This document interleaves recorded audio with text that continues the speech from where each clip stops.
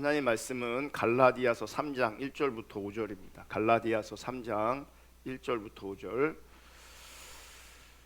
한 목소리로 읽겠습니다. 시작. 어리석도다 갈라디아 사람들아, 예수 그리스도께서 십자가에 못 박히신 것이 너희 눈앞에 밝히 보이거늘 누가 너희를 꾀더냐?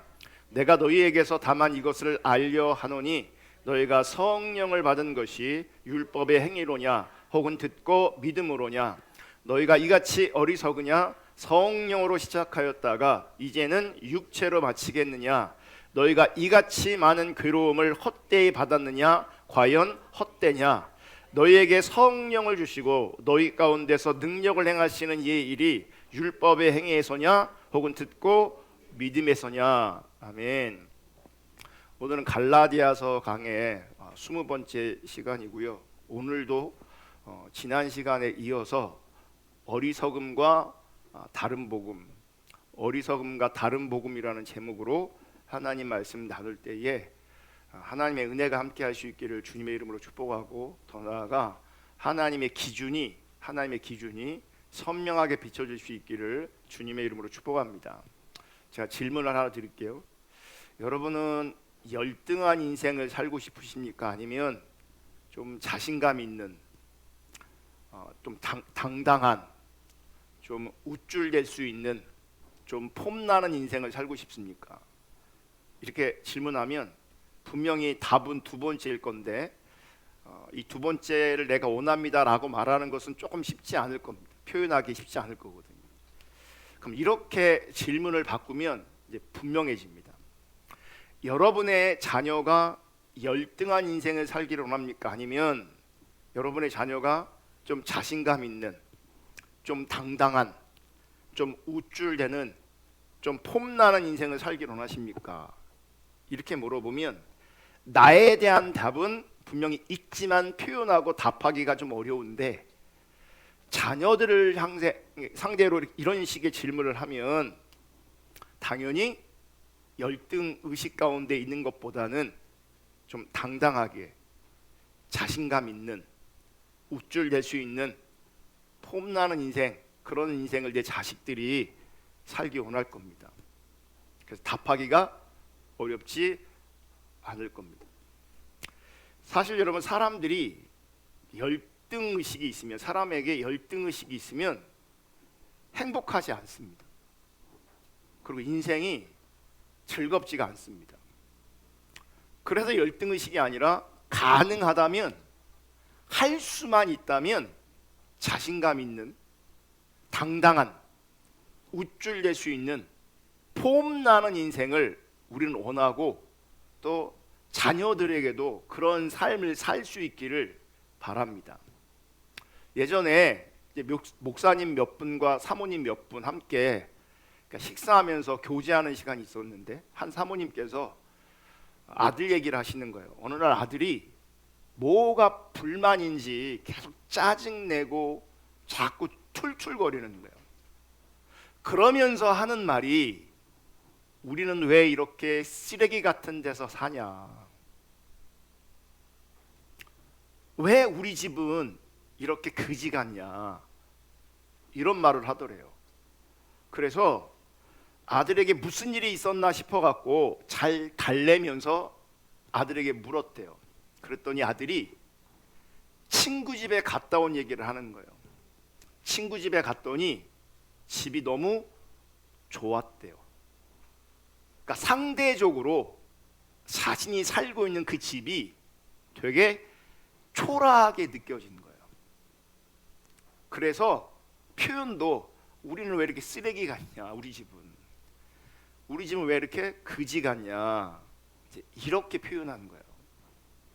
저는 그 아들의 이야기, 그 친구의 이야기가, 그 마음이, 그 심정이 이해가 가요. 왜냐하면 저도 그런 적이 있었거든요. 제가 어렸을 때 학교 친구를 집으로 데려오는 것이 많이 어려웠어요. 저는 교회가 집이고 집이 교회였거든요. 그럼에도 불구하고 교회라는 공간, 그러니까 예배 드릴 수 있는 공간하고 이 사택이라고 말하는 공간이 따로 있는데, 교회는 데리고 올 수 있는데 이 집에 데려오는 것이 많이 부끄러웠어요. 왜냐하면 굉장히 초라해 보였기 때문에 그래요. 초라해 보였어요. 초등학교 6학년 때 몇몇 개 열정 있는 아이들이 선생님 앞에 건의했어요. 토요일 날 오전 시간만 하는데 우리가 연극도 하고 노래도 하고 모두 해서 우리한테 시간을 주시면 이렇게 발표하는 학예회 같은 시간을 하겠다고. 그러니까 선생님이 하라고 한 게 아니라 아이들이 몇몇 아이들이 선생님 앞에 요청을 한 거예요. 허락을 받고 그 스텝을 이제 만드는 거죠. 노래할 사람, 춤출 사람, 율동한 사람, 할 사람, 연극할 사람 등등 했고 팀을 만드는 거예요. 근데 저한테도 같이 하자 그런 거예요. 저한테도. 근데 막상 이제 그 모임에 들어갔더니 남자는 저밖에 없는 거예요. 다 여자인 거예요.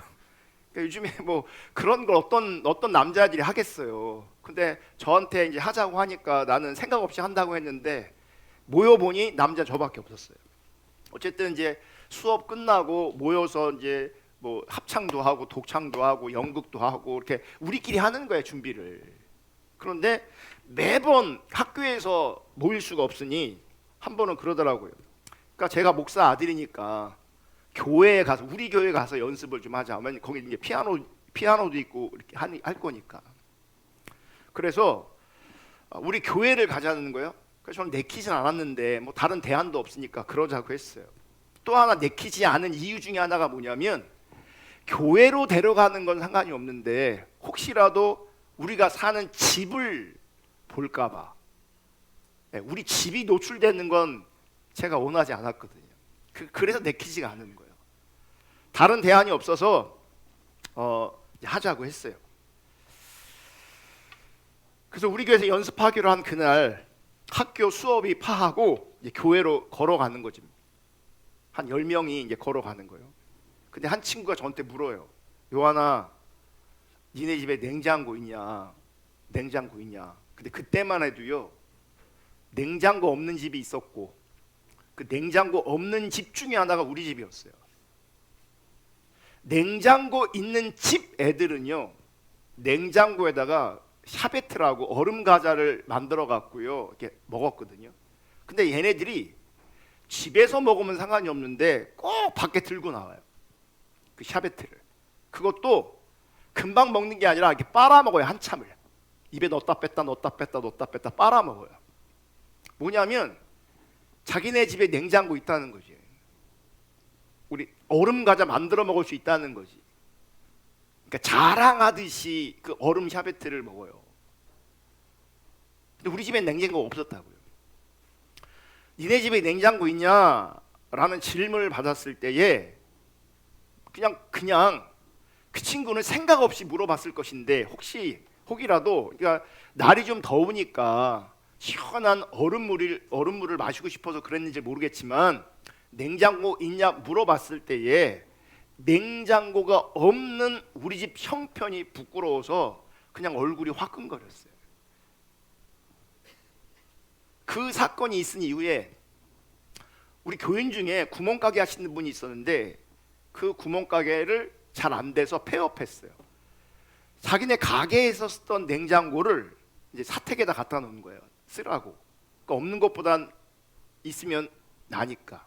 그런데 그 냉장고는 일반 냉장고가 아니라 아이스크림 보관하는 냉장고예요. 그러니까 애들이 이제 등 열고 꺼내 갖고 이거 있잖아요. 이제 그 냉장고를 갖다 놓은 거예요. 근데 그 냉장고는 냉동실이 있어요, 없어요? 없어요. 이제 아이스크림을 보관하는 냉장고니까. 그런데 없다가 냉장고가 생기니까 제 딴에는 그래도 샤베트가 혹시 되지 않을까, 얼음 과자가 만들어지지 않을까 싶어서 이제 만들었어요. 그래서 이제 넣어놓은 거죠. 밤새 냉장고 안에 있었는데 하나도 안 얼었어요. 왜냐면 냉동이 아니니까. 그러니까 어렸을 때 이런 가난 때문에 이런저런 상황과 처지 때문에 제 안에 한편으로는요 어떤 열등감이 있어요. 열등감이. 그러니까 열등감이 있으면요 사람이 그냥 좀 작아집니다. 뭔가 위축돼 있습니다. 사실 가난한 것 자체가 죄는 아닌데 그냥 부끄럽고 떳떳하지 않게 되어져요. 나는 참 없어 보이고 다른 애들은 좀 있어 보이고. 그러니까 이런 저의 심정, 그러니까 공유되는 이런 비슷한 경험이 있는 분들이 분명히 있을 겁니다. 여러분, 세상에 많은 사람들은 세상을 살아가면서 많은 것을 추구하고 원하지만 그 중에서도 있어 보이는 즐거움을 추구합니다. 있어 보이는 즐거움. 여러분, 사람들이 원하는 즐거움에는 여러 가지가 있거든요. 그러니까 우리 가정이 행복하길 원하는 거죠. 그리고 행복하게 보이길 원해요. 자식이 잘 되는 즐거움을 누리길 원해요. 사업이 번창하는 그 즐거움을 누리길 원해요. 취미생활의 즐거움도 있어요. 여러 가지 즐거움이 있을 것인데, 여러분 그거 아세요? 이렇게 나른 여러 종류의 즐거움의 밑바닥에는 결국 자기 자신을 과시하고 싶은 즐거움이 있는 거예요. 가정의 행복을 통해서, 자식이 잘 되는 걸 통해서, 사업이 잘 되는 걸 통해서 그런 자신을 과시하는 영역에 있어서 즐거움이 있는 거죠. 그러니까 그것 자체의 만족이 아니라 그걸 통해서 우리가 드러나고 싶고, 그걸 통해서 내가 과시되고 싶은 그런 즐거움을 원하는 겁니다. 그러니까 지극히 자기 중심적인 자리에서 자기 과시적 즐거움을 추구하는 거예요. 저는 세상적 관점에서의 즐거움의 배후에는 대부분 이런 자기 과시적 즐거움이 있다고 생각합니다. 제가 조금 전에 제 안에 있던 어떤 열등의식에 대해서 말씀드렸는데, 근데 한번 잘 생각해 보세요. 열등감, 자신감, 떳떳함, 우쭐거림, 이런 것들은요 다 사람과 사람을 혹은 상황과 상황을 비교하기 때문에 나오는 감정들이에요. 열등감 그냥 나오는 게 아니라 비교되는 자리에서 나오는 거예요. 자신감 비교되기 때문에 나오는 거예요. 떳떳하고 당당하고 우쭐거림 비교되니까, 사람과 사람 사이에서, 상황과 상황 속에서 비교되기 때문에 나오는 겁니다. 그러니까 자기 과시적 즐거움도 사람과 사람을 비교하는 그 자리에서, 상황과 상황을 비교하는 그 자리에서 자기 과시적 즐거움이 나타나는 거예요.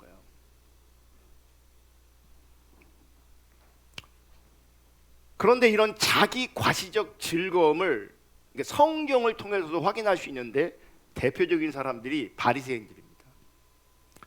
바리새인들이 가졌던 즐거움도 바로 자신을 과시하는 겁니다.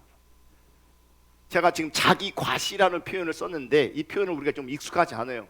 우리가 잘 사용하는 표현이 아니니까.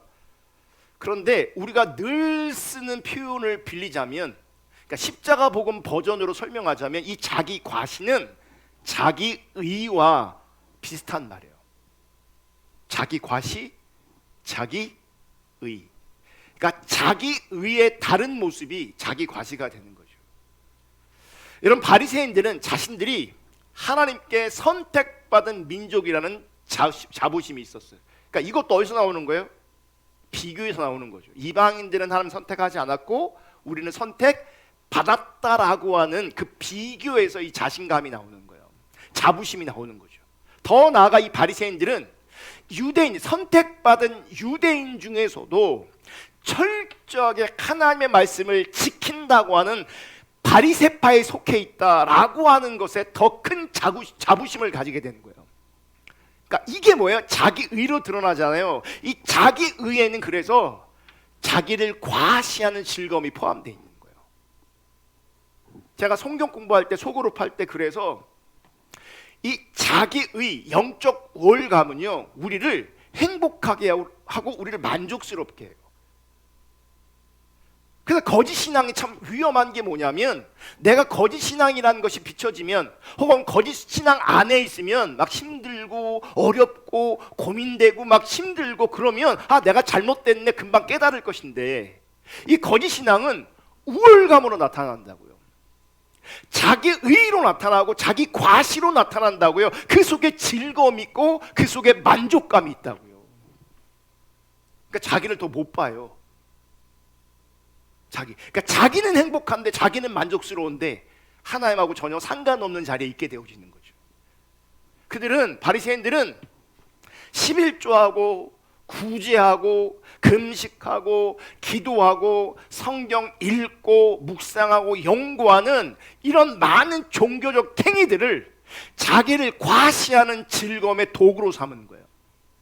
내가 이런 사람이다. 나 기도 많이 하는 사람이야. 성경 많이 읽는 사람이야. 나는 금식도 많이 하는 사람이야. 나는 구제도 많이 하는 사람이야. 라고 자기를 과시하면서 자기 의가 그 속에 생기는 거죠. 거기서 영적 우월감이 생기는 거죠. 그런데 이런 바리새인들의 즐거움을 부정해버리고 이런 바리새인들을 공격하는 사람이 등장한 거예요. 어느 날 갑자기. 누구겠어요? 예수님이에요. 그래서 바리새인들은 예수님에 대해서 적대적 관계가 되는 거예요. 만약 예수님께서 기도도 열심히 하고 말씀도 잘 읽고 11조도 잘하고 구제도 잘하는 그 바리새인들을 예수님께서 칭찬하셨다면, 그들을 인정해 주었다면 바리새인과 예수님은 아마도 친구가 됐을 겁니다.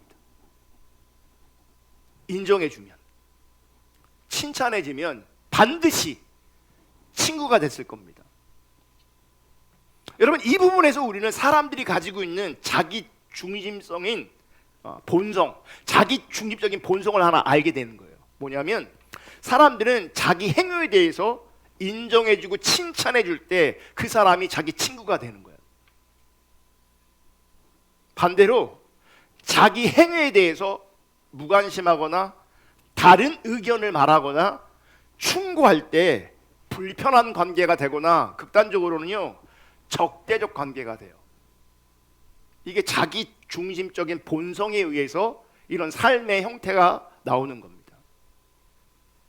여러분, 이렇게 사람들은 모든 일, 관계 등등 모두를 자기 중심적으로 하게 되어 있어요. 그러므로 사람들이 세상을 살아가는 대부분의 목적이 결국은요 자기 만족 내지는 자기의 즐거움을 위해 살아갑니다. 내가 왜 존재하고 왜 살아가는가? 결국은 자기 만족, 자기 즐거움이에요. 즉 자기 중심으로 살아가는 거예요. 그러니까 이 땅에 살아가는 많은 사람들은요 자기 중심을 통해서 자기 만족과 자기의 즐거움을 위해 살려고 해요. 그래서 자기가 중심이 되어서 나에게 잘해주면 친구가 되고 그것이 선인 것이고, 자기가 중심인데 자기에게 잘해주기는커녕 자기를 인정해주지 않으면 불편한 관계가 되고 더 나아가 적대적 관계가 되어 악이 되겠는 거예요. 그게 악이. 그러니까 내가 중심인 자리에서 나한테 잘해주고 나에게 편하게 해주면 유익이 있으면 그게 선이고, 자기 중심적인 자리에 나를 불편하고 나를 힘들게 하면 그게 악이 되는 거예요. 그러니까 하나님 관점의 선악이 아니라 자기 관점의 선악의 개념이 생겨버리는 거예요. 하나님 없는 선악의 개념이 생기는 거예요. 그러면 하나님 없으면 자기 관점의 선을 추구하겠죠. 그게 뭐겠어요? 철저한 자기 중심이 되는 거예요. 자기 만족과 자기 즐거움을 추구하게 돼 있는 거예요. 그 자기 중심에서 열등감이 생기기도 하고, 그 자기 중심에서 자기 과시, 자기 의, 자신감, 우쭐거림, 당당함, 이런 것들이 어디서 나오냐? 자기 중심에서 다 나오는 거예요. 그래서 열등감과 자기 과시, 열등감과 자기 의는 현상이 다를 뿐이지 결국 자기 중심인 인간의 본성을 드러내고 있는 거예요. 그러니까 똑같은 거예요. 똑같은 거예요. 근데 현실에서는 어떻게 해요? 영적 우월감이 있고 당당하고 자신감 있는 사람들, 자기를 과시하는 즐거움 가운데 있는 사람들은 자기가 행복하다고 생각하는 거고, 열등감 가운데 있는 사람들은 행복하지 않다라고 생각하는데, 하나님 관점에서는 그렇게 구분하지 않아요. 하나님 중심이냐 자기 중심이냐 그렇게 구분할 뿐이에요. 그런데 이렇게 자기 중심으로 살아가는 세상에서 자기 만족이나 자기 즐거움이나 자기 중심으로 살지 않는 사람이 있었어요. 세상은 다 자기 중심인데, 다 자기의 즐거움을 추구하는데, 다 자기 만족을 추구하는데 그렇게 살고 있지 않는 사람이 있다고요. 자기가 아니라 오직 하나님의 기쁨을 위해서 하나님 중심으로 살아가는 사람들이 있다고요. 성경은 이런 사람을 성령으로 사는 사람, 성령에 속한 사람이라고 말하는 거예요. 그러니까 성령에 속한 사람이 하나님 중립적인 사람이고, 하나님 중립적인 사람이 성령으로 사는 삶이에요. 아멘. 이거를 분명하게 인식하셔야 돼요. 우리는 신앙이 너무너무 왜곡되어 있기 때문에 열심히 하고 열정이 있고, 거기다가 막 은사도 나타나고, 기도하면 막 3시간 5시간 해버리고, 막 성경 읽으면 앉은 자리는 100장을 읽어버리고, 막 열심히 하는 사람, 이런 사람을 성령이 충만하다고 여기거든요. 그런데 이게 성령에 충만한 게 아니라 자기 의에 충만할 수 있고, 자기 과시의 즐거움에 빠져서 그렇게 열정으로 열심히 있게 할 수 있단 말이에요. 그래서 사람들에게 인정받으려고 오바를 합니다. 인정받으려고. 그게 성령으로 사는 게 아니라고요. 하나님 중심으로 사는 게 성령으로 사는 것이고, 하나님 중심으로 사는 게 성령에 속한 사람인 거예요. 아멘. 여러분, 이렇게 하나님 중심으로 성령으로 사는 사람은 나에게 유익이 있냐, 나에게 유익이 없냐를 따지는 게 아니라 이 일이 하나님 앞에 기쁨이 되느냐, 기쁨이 되지 않느냐, 어떻게 하나님의 뜻이 이루어질 수 있느냐, 뭐가 하나님의 뜻이냐, 이거를 생각한다고요. 이거를. 근데 우리는 본능적으로 이게 나한테 유리한가 불리한가를 따져요. 어떤 상황 속에서, 어떤 이슈 속에서 이게 나한테 유리하냐 불리하냐를 따진다고요. 그건 육에 속한 사람이에요. 그건 자기를 사랑하는 사람이에요. 그건 자기 중립적인 사람이라고요. 유불리를 따지는 게 아니라, 성령의 사람은, 하나님 중립적인 사람은 유불리를 따르는 게 아니라 이게 하나님의 뜻이냐 뜻이 아니냐, 어떻게 하나님께서 하나님을 기쁘시게 할 것이냐, 이거를 따진다고요. 이거를. 교회 안에 우리가 함께 하면서 어려운 게 뭔지 아십니까? 누군가는 하나님이 뭘 원하시는가, 하나님 앞에 무엇이 기쁨이 되는가를 따지는데, 누군가는 자기 유불리를 따져요. 누군가가 자기 유불리를 따질 때에 거기서 접점이 안 생겨요. 갈등이 생기는 거죠. 그러니까 모든 관계야, 모든 사건과 모든 상황 속에서 하나님 앞에 뭐가 기쁨이 되는 거를 먼저 생각이 나야 돼요. 아멘. 제가 성경 공부하다가 원론적인 얘기를 하면 다 동의를 해요, 사람들이. 그러니까 설교 시간에 못하는 얘기를 성경 공부할 때 되게 많이 하거든요. 그 중에 했던 얘기인데, 우리는 원론적인 얘기를 하면 다 동의를 해요. 문제는 그게 실제가 안 되니까 디테일에 너무 약해요. 디테일에 약하다는 건 뭔지 아세요? 관계 속에, 어떤 일 속에 하나님이 기뻐하신 게 뭔가를 생각해야 되는데 그게 안 돼요. 원론적인 부분엔 안 해냈는데 현실에 들어가면 자기 유불리를 따져요. 본능적으로. 하나님 나라를 위하고, 하나님 뜻을 위하고, 공동체를 위하고 하나님의 기쁨이 되는 게 뭔가를 따져야 되는데 자기 유불리를 따진다고요. 자기를 부인해서 공동체를 살리고, 자기를 부인해서 내가 손해봐도 하나님의 뜻을 이루는 자리에 서야 되는데, 나의 어떠함을 통해서 공동체가 조정되길 원해요. 나의 어떠함을 통해서 하나님이 일하기를 원하세요. 그건 하나님 중심적인 게 아니에요. 나의 어떠함이 있을지라도 그걸 부정하고 그걸 조종해서 하나님이 뭘 기뻐하시는가, 그걸 선택하는 것이 하나님 중심적인 거죠. 아멘.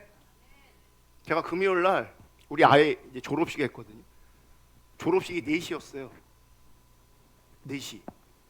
그러면 그 4시에 졸업식을 가면 뭐가 문제가 생긴 줄 알아요? 금요일 날 예배를 못 드려요.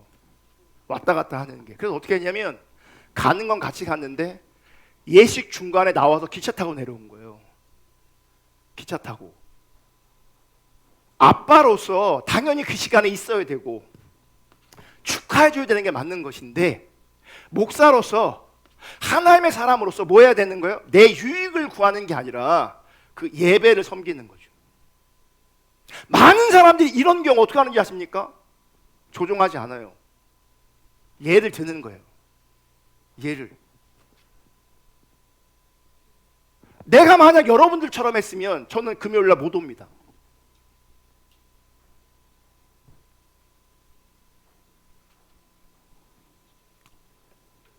하나님 중심으로 성령으로 사는 사람은 이 일이 하나님 앞에 기쁨이 되느냐, 기쁨이 되지 않느냐.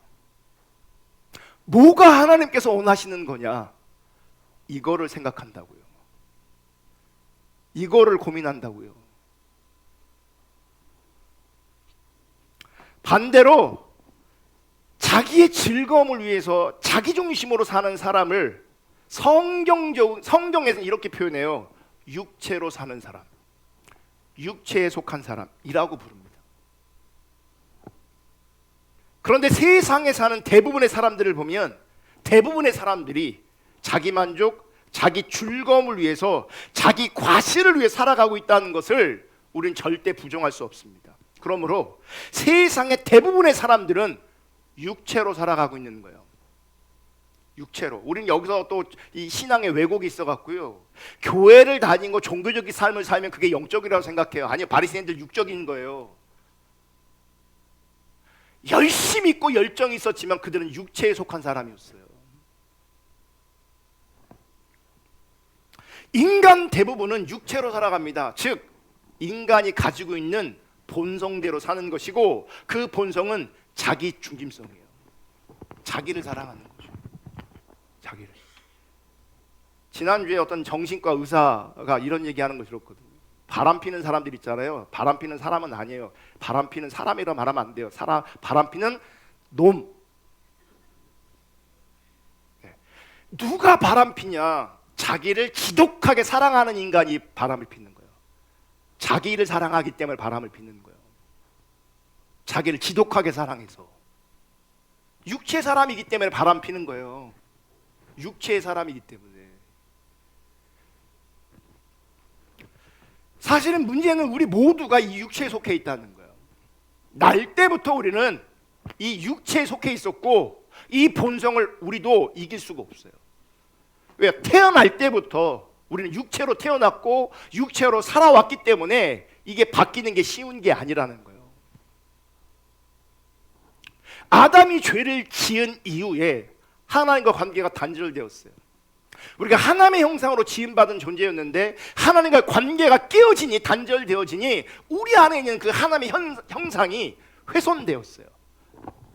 어떤 분들은 제가 지금 하나님의 형상이 훼손됐다라고 표현하는데, 어떤 신학적 입장은 하나님의 형상이 사라졌다 이렇게도 표현해요. 그러니까 하나님의 형상이 훼손된 이후, 하나님의 형상이 사라진 이후 인간은 육체가 되었어요.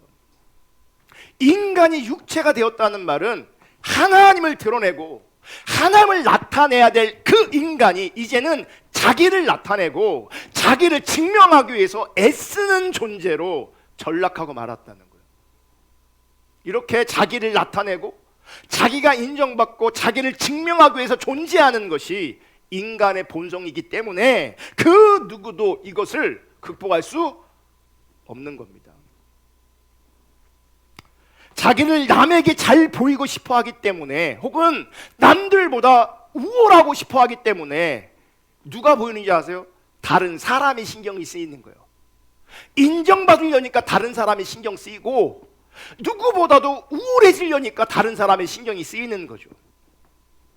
그러니까 사람들의 시선, 사람들의 눈치를 살피는 거예요. 그러니까 육체에 속한 사람들, 자기 중심적인 사람들은요, 다른 사람한테 관심이 무진장 많습니다. 다른 사람을 신경 씁니다. 이들의 눈빛, 이들의 언어, 다른 사람들이 중요한 거예요. 그러다가 다른 사람들보다 못 살면 열등감에 빠지고 스스로 상처를 받고 더 나아가 하나님께 원망하는 거죠. 왜 나를 이런 꼬라지로 만드셨는가? 나를 왜 이런 꼬라지로 인도하셨는가? 여러분, 반드시 인식하시고 기억하시기를 주님의 이름으로 축복하는데, 열등의식, 자기 연민, 우월의식, 우쭐거림, 지나친 자신감, 이런 것들이 타락한 자기 중심적인 인간의 모습이 있는 거예요. 어디든 걸리게 돼 있어요. 누구는 열등감으로, 누군가는 우월감으로. 그래서 이 아이 뭐 이렇게 MBTI 얘기하잖아요. 그게 다 자기 중심적인 자리에서 이 성격이 만들어지는 거예요. 누군가는 E의 성향으로, 누군가는 I의 성향으로. 이게 다 자기 중심적인 타락한 인간의 모습이에요. 이런 모습이 우리의 본성이기에 극복하는 것이 어렵습니다. 그런데 성경을 보면 이런 육신적 본성을 극복한 존재들이 있어요. 성경을 보면 그 사람들이 남은 자예요. 다 육체로 살아가고 다 자기중심적으로 살아가는데 그 속에서 그 육체적 본성을 극복한 사람들이 나오는데 그게 남은 자예요. 남은 자, 소수라고요. 다수가 아니라 항상 그 소수의 남은 자들, 육신적 본성을 극복한 사람들을 통해서 신앙의 맥이 이어지고 있어요. 그 대표적인 한 사람이 누구냐면 노아예요. 여러분, 노아는요, 다른 사람이 어떻게 사는가에 대해서는 전혀 관심 두지 않았어요. 육체를 통해서 육신의 본성 가운데 자기중심적으로 사는 사람은 뭐가 중요하다고 해요? 다른 사람이 중요한 거예요. 어떻게 사나. 왜? 자기랑 비교하기 위해서. 그 관계성에서 인정받으려니까 눈치를 봐야 되고, 내가 저들보다 우월해져야 되니까 그들의 상태를 확인해야 되는 거거든요. 그러니까 다른 사람들이 어떻게 사는가, 다른 사람들이 뭘 먹는가, 뭘 입는가, 어떻게 사는가, 이런 게 되게 중요해요. 그런데 노아는 다른 사람들이 어떻게 사는가에 대해서 전혀 관심 두지 않았어요. 도리어 하나님께서 자기에게 시키신 그 일에만 관심을 두었어요. 여러분, 노아가 살았던 그 당시 사람들은 자기 중심적인 자리에서 자기 중심적인 즐거움을 추구했습니다. 여러분, 자기 중심적인 자리에서의 즐거움을 추구하는 것은 반드시 죄와 연관이 있어요. 죄. 창세기 6장 5절부터 7절. 여호와께서 사람의 죄악이 세상에 가득함과 그의 마음으로 생각하는 모든 계획이 항상 악할 뿐임을 보시고, 그 시대를 진단할 때 어떻게 진단하냐면 죄악이 세상에 가득했다. 죄악이 세상에 가득했대요. 또 그들의 마음으로 생각하는 모든 계획이 항상 어떻다고요? 악했어요. 땅 위에 사람 지으셨음을 한탄하사 마음에 근심하시고 이르시되, 넘겨줘야지. 내가 창조한 사람을 내가 지면에서 쓸어버리되 사람으로부터 가축과 기는 것과 공중의 새까지 그리하리니 이는 내가 그것들을 지었음을 한탄함이니라. 여러분, 이런 시대에 죄악이 가득한 세상에 마음으로 생각하는 모든 계획이 항상 악한 그 세상에, 그런 시대에 하나님과 동행했던 사람이 등장하는 거예요. 누구예요? 노아. 9절. 이것이 노아의 족본이라. 노아는 의인이요 당대 완전한 자라. 그는 하나님과 동행하였으며. 여러분, 하나님은 죄악이 가득한 세상, 항상 악한 사람들의 마음의 계획으로 살아가는 그 세상을 심판하기로 작정하셨어요. 하지만 노아는 구원하기로 작정하셨어요. 그래서 하나님은 노아에게 이 구원을 위해서 뭘 만들라고 해서 배, 방주를 만들라고 하시죠. 창세기 6장 11절부터 14절. 그때에 온 땅이 하나님 앞에 부패하여 포악함이 땅에 가득한지라. 온 땅이 어떻게 해요? 하나님 앞에 썩었대, 부패했대, 포악함이 땅에 가득했대. 이것을 세번역은 이렇게 표현해요. 세상이 썩었고 무법천지가 되었다. 세상이 썩었대, 무법천지래, 포악하대. 12절. 하나님이 보신즉 땅이 부패하였으니 이는 땅에서 모든 혈육 있는 자 행위가 부패함. 그러니까 땅에 있는 모든 사람이 어떻게 썩었대요. 모든 게 썩었어요.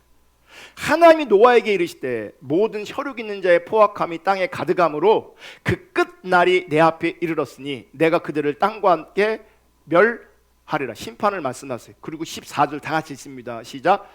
너는 고페르나무로 너를 위하여 방주를 만들되 그 안에 칸들을 막고 역청을 그 안팎에 칠하라. 여러분 가만히 보면 이게 역설적 진리인데요. 우리는 육적인 육체에 속한 사람으로 있을 때는 자기를 채우고 자기를 과시하고 그러면서 즐거움을 느끼는 그걸 행복이라고 말하는 거거든요. 그거를. 근데 그런 사람들은 다 심판을 받아요.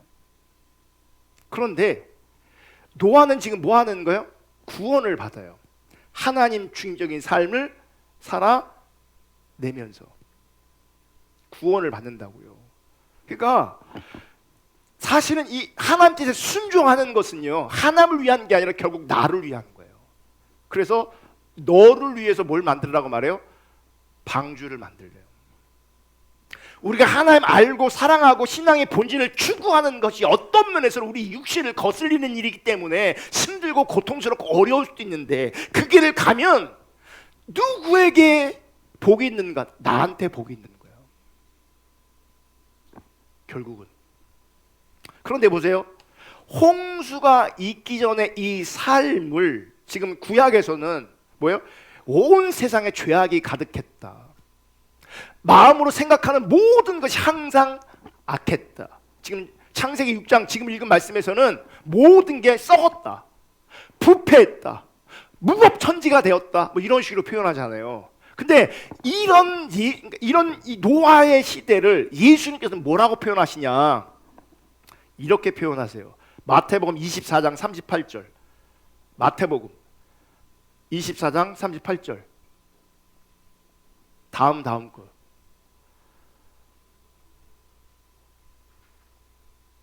그 전에 거. 그 전에 거.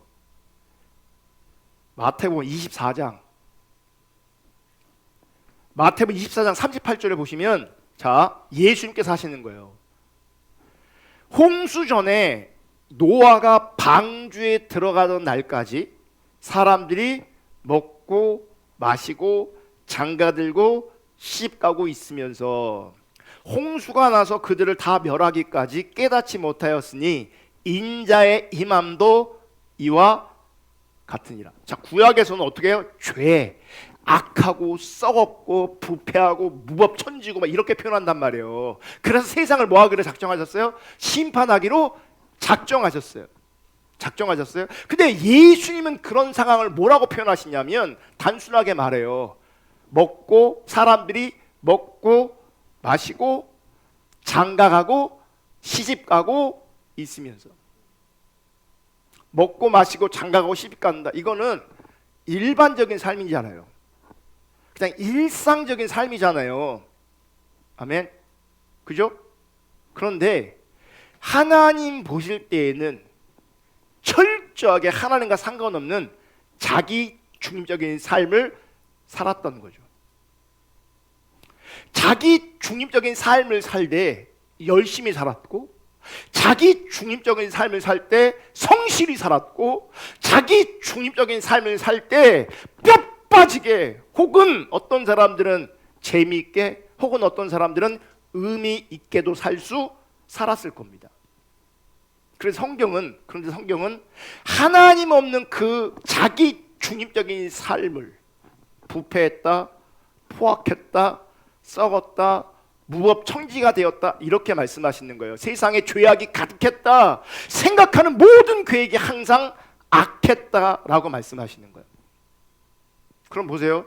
우리는 노아 시대의 그 부패, 그 죄악을 보면서 뭔가 심각한 타락의 모습이 그들 가운데 있었고, 그에 반해 이 노아만 구별된 삶을 산 것처럼 이해할 수 있어요.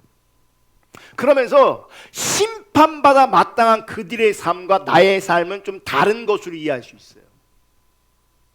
왜냐면 우리는 지금 심판 안 받았기 때문에 그래요. 근데 성격이 뭐냐? 성격이 예수님 그잖아요. 너희가 하나님 없이 하나님 중심적이지 않은 그 자리에서, 자기 중심적인 자리에서 먹고 마시고 장가가고 시집간 이 모든 것들이 뭐와 연결되는 거예요? 죄와 연관되는 거예요. 그러니까 뭐가 부패한 거고 뭐가 썩은 거고 뭐가 악한 거냐? 하나님 없는 삶이 악하고 부패하고 썩어버린 거예요. 자기 중립적인 삶을 사는 것 자체가 부패고 악한 것이고 더럽고 죄악인 거예요. 아멘. 적극적으로 내가 사기치지 않고 간음하지 않고 도둑질하지 않고 이 땅에서 열심히 성실하게 뼈 빠지게 살아도 자기 중립적인 삶을 살면 하나님 앞에서 그 사람은 악한 사람이고 썩은 사람인 거예요. 그 자리에서 장가가고 시집가고 먹고 마시고 행복하고 의미 있고 한 그 모든 것들이 다 물속에 잠겨 있는 거예요. 심판 아래 있는 거예요. 이걸 볼 수 있기를 예수님이 축복합니다. 이게 안 보이면 하나님 보신 심판의 대상인데 자기는 신앙이라고 생각하는 거예요. 바리새인들처럼. 하나님 없는 삶이 악입니다. 하나님 없이 사는 것이 부패입니다. 자기 중적인 삶을 사는 것 자체가 썩은 삶이에요.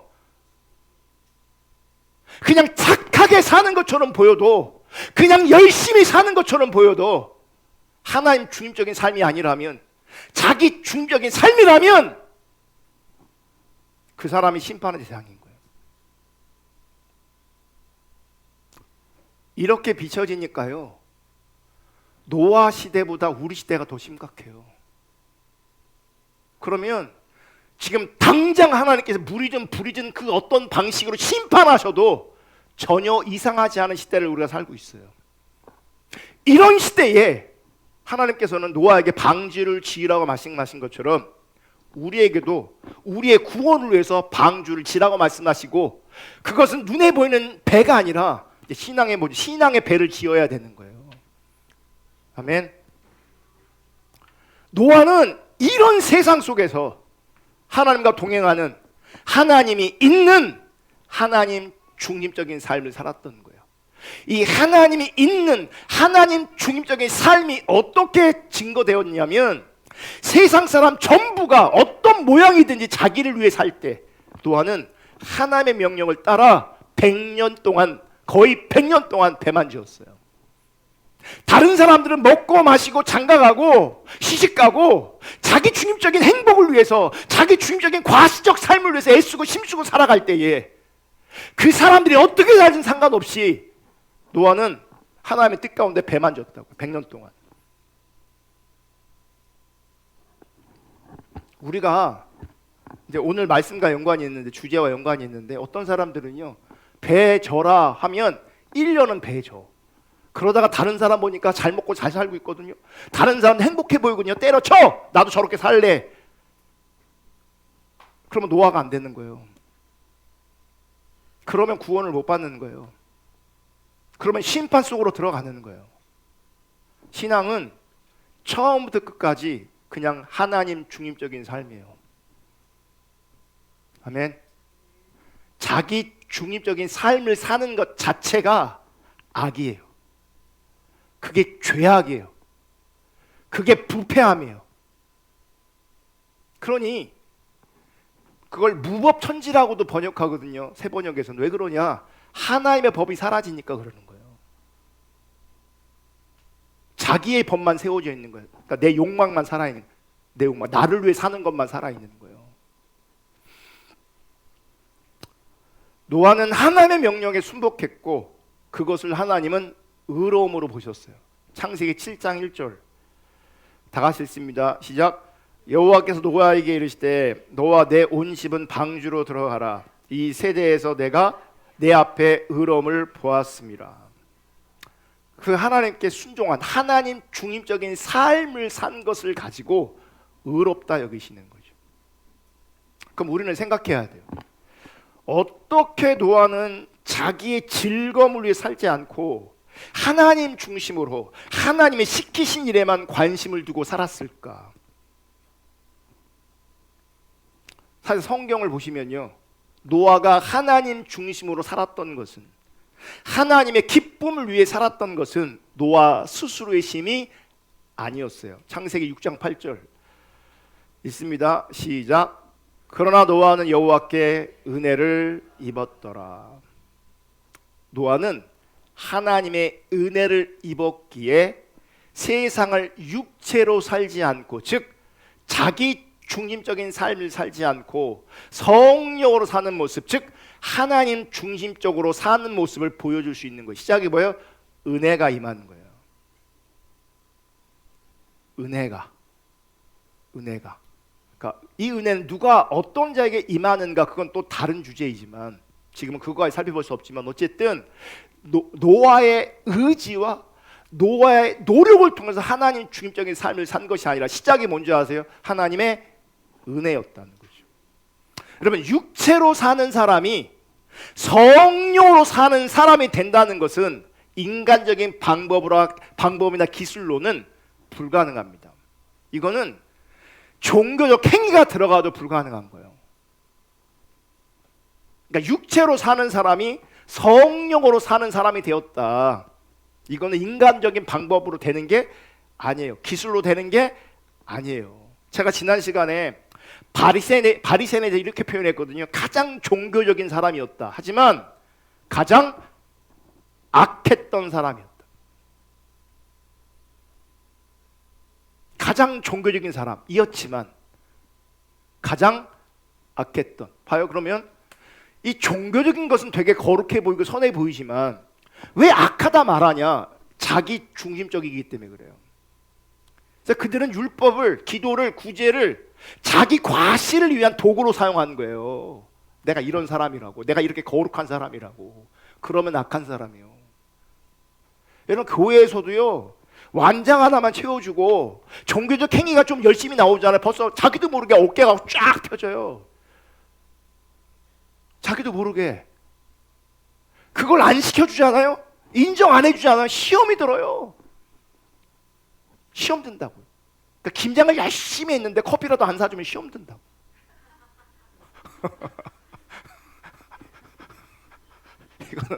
이거는 농담이에요.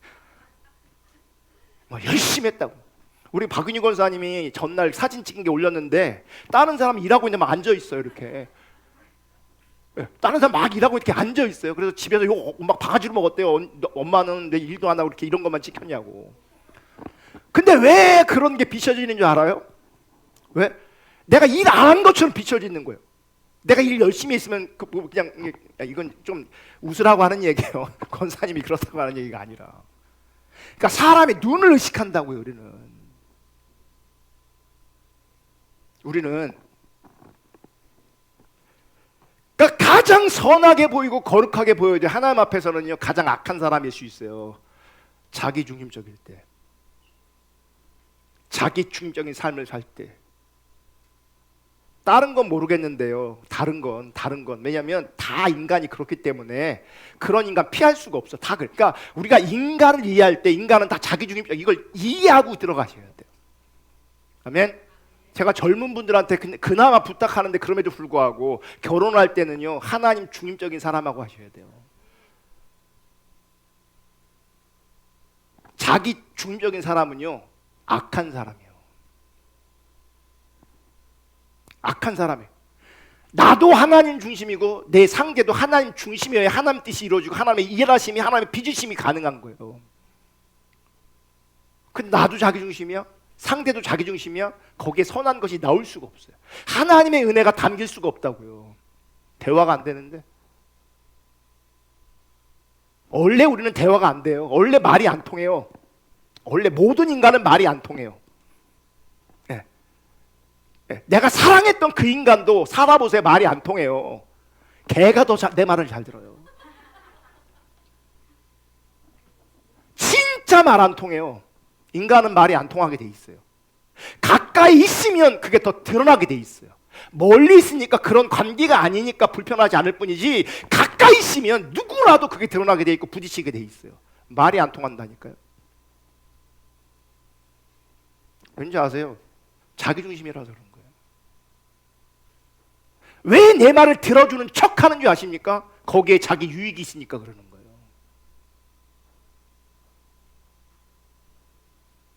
그렇게 하면 내가 고통스럽고 힘드니까 말을 들어주는 거예요. 그게 통하는 게 아니라고요. 인간은 자기를 위해서 비위를 잘 맞춥니다. 어떤 인간들은 비위를 잘 맞춰준다고요. 가장 거룩하고 가장 선한 모습도 드러낼 수 있어요. 제가 어렸을 때 경험한 건데요. 우리 아버지 목회할 때 남자가요 신앙생활 열심히 했어요. 열심히. 그래서 교회에서도요 결혼식을 막 해줬어요. 네, 가난한 사람들 결혼하라고 교회에서 막 준비도 해주고 막 그랬어요. 결혼하니까요 남자가 교회를 안 와요. 그러니까 그 사람은 결혼하기 위해서 잠시 뭐 하는 거예요? 신앙생활 열심히 하는 거예요. 그러니까 아니 신앙생활 아니죠. 교회 생활을 열심히 하는 진짜요. 결혼하자마자 교회를 안 오더라고요. 그러니까 그분은 벼르고 있었던 거지. 결혼만 해봐라. 결혼만 해봐라. 나 교회 이루고 있던 거지. 그러니까 자기 목적을 위해서는요 아름다운 거, 선한 거, 거룩한 거 할 수 있다고요. 그 목적이 성취되어지면 버릴 수 있어요. 가장 종교적인 사람 하지만 가장 악했던 바리새인들 뭘 말하냐? 스스로 가장 종교적으로 살았을지 몰라도 즉 어떤 종교적 의무를 지키고 의식을 지키고 법을 지켰을지라도 그럼에도 불구하고 성령으로 사는 삶, 하나님 중립적인 삶이 될 수 없다는 거죠. 그러니까 가장 종교적이어도요 심판의 대상이 될 수 있는 거예요. 여러분 사람이 육신대로 살지 않는 유일한 길은 오직 하나님의 은혜로 성령님이 우리 가운데 함께 하셔야 되는 거예요. 그래서 바른 자세가 뭐냐면 가난하고 애통하고 겸손한 자세로 은혜가 아니면 나는 살 수 없어요. 성령님이 아니면 나는 살 수 없어요. 그렇게 절박하게 하나님을 찾을 때에 그 사람이 하나님 중립적인 삶을 사는 것이고 그게 신앙의 본질인 겁니다. 아멘. 성령님께서 함께 하셔야 그 사람이 성령으로 사는 사람이 되어서 예수 그리스도를 드러낼 수 있는 성령에 속한 사람이 되어지는 거예요. 고린도전서 2장 12절 보겠습니다. 우리가 세상의 영을 받지 아니하고 오직 하나님으로부터 온 영을 받았으니 이는 우리로 하여금 하나님께서 우리에게 은혜로 주신 것들을 알게 하려 하심이라. 13절 우리가 이것을 말하거니와 사람의 지혜가 가르친 말로 아니하고 오직 성령께서 가르치신 것으로 하니 영적인 일은 영적으로 분별하느니라. 여러분 제가 성경을 복음을 또 신앙의 본질을 아무리 잘 가르쳐도요 여러분에게 성령님께서 그 부분을 비춰주지 않으시면 여러분 우리 가운데 그 신앙의 본질이 담기지 않아요. 사람의 지혜로 가르친다고 해서 그게 내 안에 남아있는 게 아니에요. 우리 목사님 설교 너무 잘해 내가 은혜 받았어 그런다고 해서 그 복음이 내 안에 남아있는 게 아니에요. 성령님께서 비춰주셔야 돼요. 영적인 일은 영적으로 분별되는 거예요. 우리의 능력과 우리의 자원이 아니에요. 이거는 좀 이게 성경의 맥락하고 상관없는 거지만 여러분 세상의 지혜나 사람의 지혜를 따라갈 때에 거기 행복이 있지 않습니다. 특별히 오늘날 우리 시대에 강력하게 세상이 우리 젊은이들에게 오늘 살아가는 많은 사람들이 주는 메시지가 있어요. 세상은 이렇게 살아야 돼, 이렇게 살아야 돼, 이렇게 살아야 돼, 이렇게 살아도 돼. 망합니다. 우리는 성령님께서 가르치시는 대로 살아야 돼요. 성령께서 가르치시는 대로. 세상이 가리키고 세상이 제시하는 길을 가면 안 돼요. 제발. 14절 육에 속한 사람은 하나님의 성령의 일을 받지 아니하니. 봐봐, 육에 속한 사람, 자기 중립적인 사람은요 성령의 일을 받지 않아요. 이는 그것들이 그에게는 어떻게 보여요? 어리석게 보여요. 하나님 뜻대로 사는 것이, 하나님 중립적으로 사는 것이 그들의 눈에는 어리석게 보여요. 하나님 없는 혹은 자기 중립적인 삶을 사는 사람들이, 하나님 뜻대로 사는 사람들은요 어리석게 보인다고요. 또 그는 그것들을 알 수 없나니 그러한 일은 영적으로 분별되기 때문이다. 그러니까 영적으로만 분별되기 때문에 육적에 있는 사람들은 이해할 수가 없어요. 이해되지 않아요. 세 번역으로 이걸 다시 한번 읽을게요. 우리는 세상의 영을 받은 것이 아니라 하나님에게 오신 영을 받았습니다. 그것은 하나님께서 우리에게 은혜로 주신 선물들을 우리로 하여금 깨달아 알게 하시려는 겁니다. 그러니까 성령이 임해야 하나님께서 은혜로 주신 것들을 깨달아 알게 되는 거죠. 그러면 하나님 중립적인 삶을 살게 되는 거죠. 노아처럼. 다른 사람 눈치 안 보고 나에게 빛이 주신 그 길만을 그냥 오롯이 가는 거예요. 하나님 중립적인 자리에서. 우리가 이 선물들을 말하되 사람의 지혜에서 배운 말로 하지 아니하고 성령께서 가르쳐 주시는 말로 합니다. 다시 말하면 신령한 것을 가지고 신령한 것을 설명하는 겁니다. 그러니까 누군가는 성령을 통해서 알아먹고요, 아무리 쉽게 얘기해도 누군가는 못 알아먹어요. 못 알아먹어요. 제가 아무리 어렵게 얘기해도요, 성령의 사람은 알아먹어요. 왜냐하면 성령님께서 비춰주시기 때문에 그래요. 14절. 그러나 자연에 속한 사람은 이 사람이 육에 속한 사람을 말하는 거거든요.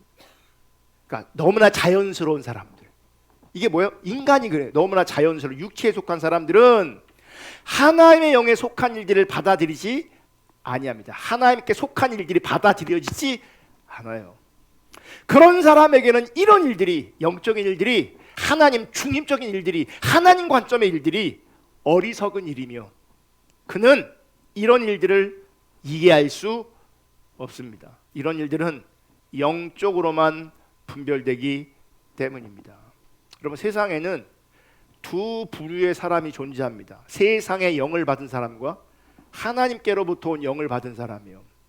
세상의 영을 받은 사람과 하나님께로부터 온 영을 받은 사람의 차이가 있어요. 그것은 세상의 영을 받은 사람은 자기를 과시하고 나타내는 즐거움으로 세상을 살기 때문에 십자가를 깨닫지 못하고 성령의 일을, 하나님의 일을, 하나님 중립적인 삶을 어리석게 미련하게 보는 겁니다.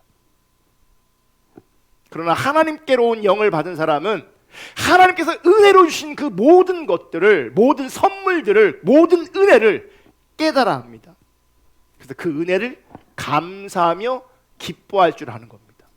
이렇게 하나님의 은혜를 아는 사람들은 그래서 그 은혜에 감사하며 그 은혜에 기뻐하며 사는 겁니다. 그 사람이 성령의 사람인 겁니다. 아멘. 그 성령으로 사는 사람은 그 모든 삶의 중심이 하나님이 되는 겁니다. 자기가 아니라. 자기의 즐거움을 위해서 하나님이 기뻐하시는 일을 무시해버리는 육체로 사는 사람과 달리 그 어떤 일도, 그 모든 것들이 하나님께로부터 말미암은 것이라는 믿음이 있어요. 그래서 어려운 일조차도, 고난조차도, 혹은 이해할 수 없는 일조차도 하나님 관점으로 보려고 해요. 그래서 감사해요. 여러분, 사도 바울은 오늘 본문 1절에서 갈라디아 사람들 향해서 어리석도다 갈라디아 사람들아 책망하면서 시작합니다. 사도 바울이 갈라디아 사람들을 어리석다 책망하는 이유는 바울을 통해서 복음을 들었어요. 복음이 무엇인가를 잘 알고 있는 갈라디아 사람들이 지금 오직 은혜를 따라가는 것이 아니라 육체의 행위를 주장하며 육체를 순리하는 다른 복음을 따라간다는 소식을 들었던 거죠. 그래서 지금 사도 바울은 갈라디아 교인들이 성령으로 시작해서 육체로 마친다고, 어리석다고 얘기하고 있는 거예요. 여러분, 애당초 갈라디아 교인들이 복음을 알게 되고 믿게 된 것은 모두 하나님의 은혜로 성령의 역사로 된 것인데 지금은 성령의 사람이 아니라 육체의 사람으로 살려고 한다는 것이죠. 여러분, 인간의 모든 죄는 사람이 육체로 살려고 하는 데서 비롯되는 거예요. 다시 말하면 하나님 없는 자기 중심으로 살려고 하는 그 모든 것들이 죄와 연결되는 거예요. 그것 자체가 죄예요. 자기 중적인 삶 자체가 죄예요. 아멘. 그럼 아까 바리새인들은요, 소위 말하는 윤리적으로 도덕적으로 죄라는 것을 지어본 적이 없는 사람일 수 있어요. 거짓말도 안 하고 착하게 거룩하게 살았을 거거든요. 그럼에도 불구하고 그들이 하나님 중립적인 삶을 살지 자기 중립적인 삶을 산 다음에 육체로 사는 것이로, 육체로 사는 것은 그것 자체가 죄일 뿐인 거예요. 여러분, 예수님께서 이 땅에 오셔서 육체로 십자가에 못 박히신 그 이유도 우리가 십자가에 못 박아야 될 것이 우리의 육체라는 것을 보여주시는 겁니다. 그러니까 육체로 살고자 하는 그것이 십자가에 못 박히는 것, 그것이 성령의 사람이 되는 거예요. 자기 중립적으로 살고 싶은 것을 부인하고 힘들고 어렵고 부담되고 불편해도 하나님 뜻을 선택하는 하나님 중립적인 삶을 사는 것, 그게 성령으로 사는 거예요. 그게 성령의 사람이 되는 거예요. 아멘. 그러면서 갈라디아 사람들이 성령을 받은 것이 율법의 행위가 아니고 믿음이다 라고 바울이 얘기하는 거죠. 그러면서 성령으로 시작했다가 결국은 율법의 행위, 육체를 순리하는 모습으로 네가 변질되었다, 이렇게 얘기하는 거예요. 그래서 그것이 안타까워서 성령으로 시작했다가 육체로 마치겠느냐, 그렇게 강력하게 지금 외치고 있는 겁니다. 여러분, 우리가 십자가를 이해할 수 있게 되고 하나님을 알게 된 것은 모두 하나님의 은혜 때문이에요. 아멘. 그건 은혜예요. 은혜로밖에 설명할 수가 없어요. 그러니까 다른 관점으로 이것을 설명하잖아요. 그러면 내가 이 복음을 듣고 있는 것 자체가 말이 안 되는 거예요. 여러분이 뭘 잘했기 때문에, 뭐가 탁월하기 때문에, 왜 이런 복음들이 우리 가운데 비춰지는 것이냐, 그 말이 안 되는 거거든요. 근데 왜 우리 가운데 복음이 들려졌는가, 왜 우리가 하나님을 알게 되었는가, 하나님의 전적인 은혜로 밖에는 설명할 수가 없는 거죠. 즉 성령님께서 함께 하셨기 때문에 이런 일이 우리 가운데 일어나는 거예요. 아멘. 그럼 시작은 뭐예요? 성령으로 시작한 거죠. 성령으로. 그 시작은, 과정에서는 감사함이 있었어요. 주님만으로 만족함이 있었어요. 그런데 나중에는 세상에 보여지고 다른 사람들이 보여지면서 자기의 즐거움을 위해서, 자기의 만족을 위해서 방향이 바뀌는 거죠. 그래서 자기 힘과 노력과 행위를 통해서 이 세상의 어떠함을 통해서 자신의 어떠함을 증명하게 원하는 거예요. 특별히 종교적으로 성경 읽기나 묵상이나 연구나 기도나 어떤 것들을 통해서 자기를 증명하려고 하는 거예요. 그러면 성령으로 시작했다가 결국 육체로 마치는 거예요. 그래서 이런 신앙의 왜곡이 일어나잖아요. 그래서 마무리가, 끝이 아름답지 않아요. 왜냐하면 이미 변해져 있거든요. 시작은 성령이었는데, 시작은 은혜였는데 나중에는 이게 육체로 다 바뀌어버리는 거예요. 우리도 그럴 위험이 있다는 걸 기억하셔야 돼요. 그래서 하나님만 바라보셔야 돼요. 아멘. 여러분, 우리를 판단하시는 분은 오직 하나님이십니다. 하나님의 판단 기준은 세상과 다릅니다. 그런데 우리는 차츰차츰 세상의 눈치를 보며 삽니다. 세상의 눈치를, 세상의 관점으로. 그래서 하나님께 기쁨을 구하기보다는 사람에게 기쁨을 구하는 쪽으로 나아가게 됩니다. 하나님을 좋게 하는 것이 아니라 사람을 좋게 하는 쪽으로, 더 나아가서 자기를 좋게 하고 자기를 만족시키려고 하는, 자기를 기쁘게 하는 쪽으로 우리가 나아갑니다. 그러면 성령으로 시작해서 육체로 마치는 겁니다. 여러분이 교회에 나오게 되고 하나님을 알게 되고 하신 그 모든 것이 성령의 일이고 하나님의 일이라면, 여러분에게 보여지는 그 모든 것들은 사람의 일이 아니라 하나님의 일인 거고, 그러면 그 모든 상황과 일들이 이제 어떻게 해야 돼요? 하나님이 그 일을 나 앞에 주셨으니 하나님 관점으로 보려고 해야 되는 거예요. 그게 어떤 것이든, 헌금을 하든 봉사를 하든 그 모든 것이 자기 과시로 나타나는 것이 아니라 성령으로 나타나야 되는 거예요. 하나님께서 인간을 하나님의 형상으로 입은 존재로 만드신 것은 인간이 할 일이 무엇인가를 말씀해 주는 것이고, 하나님의 형상대로 지음받은 우리 인간은 하나님의 형상을 드러내고 하나님의 뜻을 드러내고, 더 나아가 그 뜻을 이루는 자리에 있으면 되는 거예요. 아멘. 원래 우리 인간은 창조 때부터요 지금까지 자신의 즐거움을 위해서, 자신을 위해서 살 수 있는 자격이 주어지지 않았어요. 우리는 창조 때부터 하나님의 기쁨을 위해서 존재하는 창조물이에요. 피조물이에요. 그러니까 나의 기쁨이 아니라 하나님의 기쁨을 위해서 우리가 존재하고 있는 거라고요. 인간이 하나님의 원하시는 대로 하나님의 기쁨을 위해서 존재할 때 그것을 하나님께서는 기뻐하시는 거예요. 그리고 그곳에서 하나님도 안식하세요. 그래서 창세기 보면 세상을 만드시고 뭐 하세요? 보기에 좋았더라. 다 마치고 다 마지막 날에 뭐 하세요? 안식하셨어요. 왜 그런지 아세요? 본인이 원하는 대로 세상이 창조되었고 운행되어 있기 때문에 기뻐하시고 안식하시는 거예요.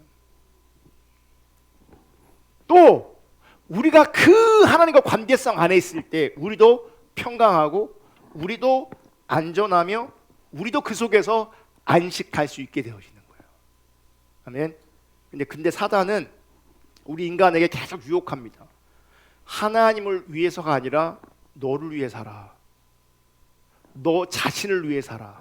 근데 여러분, 이 너 자신을 위해 살아라는 이 메시지가 우리 시대의 메시지, 우리 시대의 정신이에요. 너를 위해 살아. 특별히 우리 시대 젊은이들 안에 이 메시지가 강력하게 꽂혀 있어요. 나를 위해 살아야지.